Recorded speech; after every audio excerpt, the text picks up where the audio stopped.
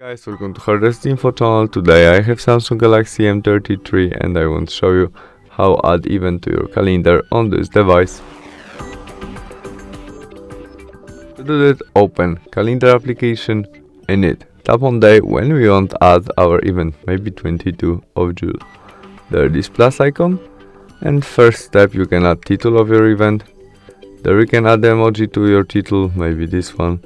And we can change color, which we see in our calendar about our notification. There we can set when event starts and which time this day and finish, or we can set it will be all day event. Location of that if we need it.